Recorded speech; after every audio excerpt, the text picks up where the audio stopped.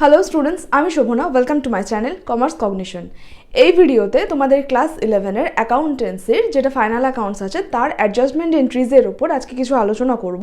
তো তোমরা অবশ্যই ভিডিওটা শুরু থেকে শেষ পর্যন্ত দেখতে থাকো। যারা যারা চ্যানেলটি প্রথমবারের জন্য দেখছো অবশ্যই চ্যানেলটি সাবস্ক্রাইব করো এবং অলরেডি অ্যাকাউন্টেন্সি, ট্যাক্স, কস্ট বা বিজনেস স্টাডিজের ওপরও তোমাদের যে ভিডিওগুলো আপলোডেড আছে সেগুলো যদি কেউ দেখতে চাও তাহলে তোমরা প্লেলিস্ট থেকে সেগুলো দেখে নিতে পারবে। আজকের টপিক কি বললাম, যে ফাইনাল অ্যাকাউন্টসেরই অ্যাডজাস্টমেন্টের ওপর কয়েকটা আমি জিনিস আজকে আলোচনা করব। অলরেডি অ্যাডজাস্টমেন্ট এন্ট্রিজ যেটা আছে সেটার উপর টোটাল একটা ভিডিও আছে, সেটাও যদি কেউ না দেখে থাকো এখন অবধি এবং দেখতে চাও তাহলে সেটাও তোমরা প্লেলিস্ট থেকে পেয়ে যাবে, অথবা ওপরে আমি আই বাটনের লিঙ্ক দিয়ে দিচ্ছি, তোমরা সেটা থরলি পুরোটা দেখে নিতে পারো। আজকের যে পার্টটা আছে সেই পার্টে ফাইনাল অ্যাকাউন্টসের যে অ্যাডজাস্টমেন্ট আছে পুরো সবগুলো কভার আমি করব না। আজকে পার্টিকুলার আমি দুটো টপিকের ওপর আলোচনা করব, যে দুটো খুব ইম্পর্টেন্ট। ঠিক আছে, বাকি যে অ্যাডজাস্টমেন্ট এন্ট্রিজগুলো আছে সেগুলো ওই পার্টে আলোচনা করা ছিল, সেগুলো দেখে নিও। আজকের পার্টে যেটা করা তার মধ্যে ফার্স্ট থাকছে হচ্ছে প্রভিশন ফর ডিসকাউন্ট অন ডেটার্স এবং সেকেন্ড থাকছে হচ্ছে ম্যানেজারিয়াল কমিশন, যেটা ক্যালকুলেশন থাকে সেইটা। অ্যাকচুয়ালি এই দুটো করানোর কারণ হচ্ছে এই দুটো তোমরা অনেক সময় ভুলে যাও বা গুলিয়ে যায়, সেই কারণে পার্টিকুলার এই দুটো নিয়ে আজকে আলোচনা। প্লাস হচ্ছে আমি ছোটো ছোটো প্র্যাকটিক্যাল প্রবলেমসও এটার উপর করিয়ে দেবো যাতে জিনিসটা তোমাদের ক্লিয়ার হয়। তো অবশ্যই ভিডিওটি লাইক করো এবং প্রচুর প্রচুর শেয়ার করো। তাহলে ফার্স্ট চলে যাচ্ছি হচ্ছে যেটা ফার্স্ট অ্যাডজাস্টমেন্ট বললাম তাতে। তো কি বলছি, প্রভিশন ফর ডিসকাউন্ট অন ডেটার্স। এবার হচ্ছে যে কোনো জেনারেল অ্যাডজাস্টমেন্ট এন্ট্রিজের ক্ষেত্রে আমরা জানি কি যে কোনো অ্যাডজাস্টমেন্ট এন্ট্রিজ যেগুলো আমাদের লাস্টে মানে আমাদের যেটা প্র্যাকটিক্যাল প্রবলেমস তার নিচে যে অ্যাডজাস্টমেন্ট এন্ট্রিজগুলো আমাদেরকে করতে দেওয়া হয় সেইগুলোর এফেক্ট হচ্ছে আমাদের দুটো জায়গায় পড়ে যে কোনো অ্যাডজাস্টমেন্ট এন্ট্রিজের। তো এটা ফার্স্ট আমাদেরকে মনে রাখতে হবে, যে কোনো অ্যাডজাস্টমেন্ট এন্ট্রি আমরা যখনই ফার্স্ট করবো অ্যাটেম্প্ট তখনই আমাদেরকে মনে রাখতে হবে যে এটা পার্টিকুলার কোন কোন দুটো জায়গায় এটাকে এফেক্ট করছে সেটা আইডেন্টিফাই করতে হবে এবং তার যে এন্ট্রি আছে সেটা তো করতেই হবে। ঠিক আছে, তাহলে ফার্স্ট আসছি হচ্ছে ফার্স্ট অ্যাডজাস্টমেন্টে। তাহলে কি বললাম, ফার্স্ট অ্যাডজাস্টমেন্ট এন্ট্রিজ আজকে আলোচনা করবো হচ্ছে প্রভিশন ফর ডিসকাউন্ট অন ডেটার্স। তাহলে এটা আগে জানতে হবে যে এই যে প্রভিশন ফর ডিসকাউন্ট অন ডেটার্সটা বলছি এটা কোন ডেটার্সের ব্যালেন্সের উপর আমাদেরকে ক্যালকুলেশন করতে হয়। সবার প্রথম জেনে রাখবে যেটা বুকসে আমাদের ডেটার্সের ব্যালেন্স দেওয়া থাকবে তার থেকে হচ্ছে আমাদের সবার প্রথম অ্যাডজাস্ট হয় কি ব্যাড ডেট। ব্যাড ডেট আমাদের অ্যাডজাস্ট হওয়ার পর আমরা প্রভিশন ফর ব্যাড ডেট করি এবং তারপরে যে ব্যালেন্সটা পাবো সেই ব্যালেন্সের ওপরই আমাদের হচ্ছে প্রভিশন ফর ডিসকাউন্ট অন ডেটার্সের ব্যালেন্স অ্যাডজাস্ট হবে বা ক্যালকুলেট হবে। ঠিক আছে, তাহলে কোয়েশ্চেনে কি বলা হচ্ছে দেখো, ডেটার্সের ব্যালেন্স আমাদের দেওয়া আছে 30,000, bad debts 300, provision for bad debt 5% on debtors আর ডিসকাউন্ট অন ডেটার্স আছে আমাদের 2%। এই ইনফরমেশন দেওয়া আছে। তাহলে সবার ফার্স্টে আমাদেরকে কী দেখলাম আমরা যে ডেটার্স আমাদের দেওয়া আছে 30,000, তার থেকে ব্যাড ডেট আমাদের মাইনাস হবে। ঠিক আছে, ব্যাড ডেট নিশ্চয়ই কি সেটা এতদিনে সবাই নিশ্চয়ই জানো। ব্যাড ডেট হচ্ছে ডেটার্সের যে পরিমাণ আমাদের রিকভারি হবে না সেই পোর্শনটাকে আমরা ধরে নিই ব্যাড ডেট। ঠিক আছে, তাহলে সেটা আমাদের ডেটার্সের ব্যালেন্স থেকে অবভিয়াসলি মাইনাস হবে, তাহলে হলো ব্যাড ডেট -300। নেক্সট কী করলাম, প্রভিশন ফর ব্যাড ডেট 5%।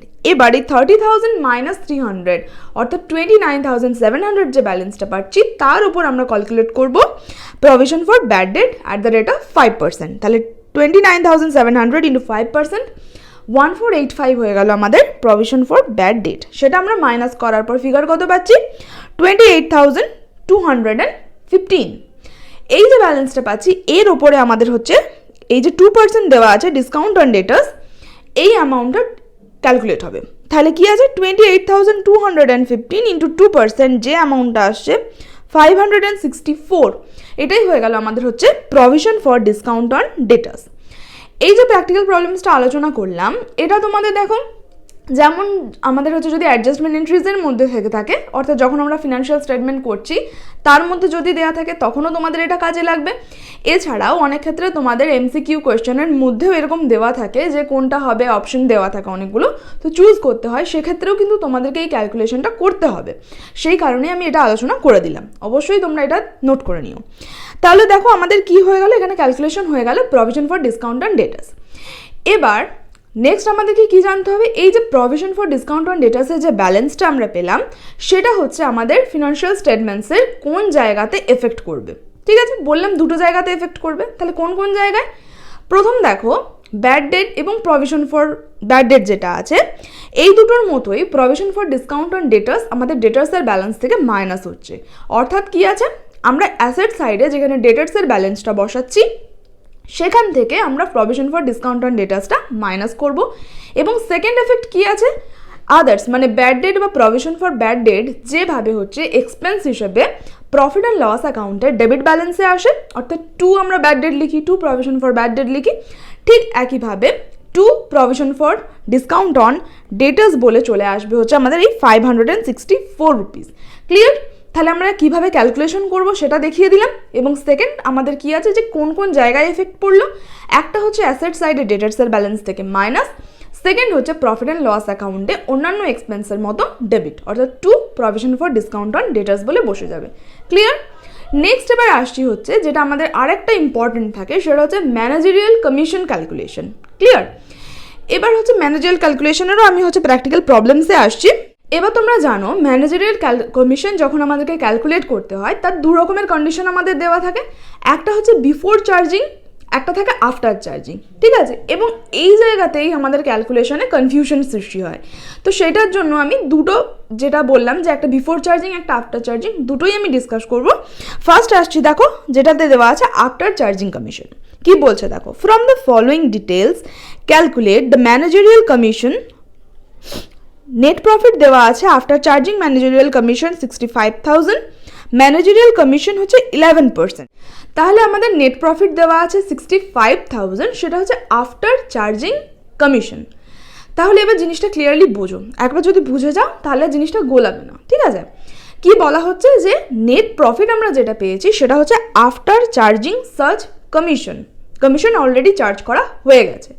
তাহলে আমি যদি এখানে ধরে নিই যে আমার প্রফিট হচ্ছে 100, ক্লিয়ার? পার্সেন্টেজ কত দেওয়া আছে আমাদের কমিশনের? 11%। অলরেডি প্রফিট থেকে আমরা কমিশনটা বাদ দিয়ে নেট প্রফিট পেয়ে গেছি। ঠিক আছে?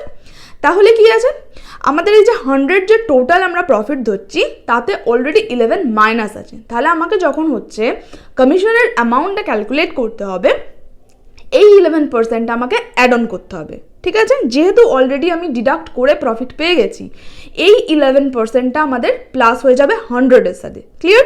তাহলে এখানে আমাদের 65,000 যে নেট প্রফিটটা দেওয়া আছে সেটাকে আমরা যদি ধরি যে 100 + 11%, অর্থাৎ 111% হচ্ছে আমাদের নেট প্রফিট এবং 11% হচ্ছে আমাদের কমিশন।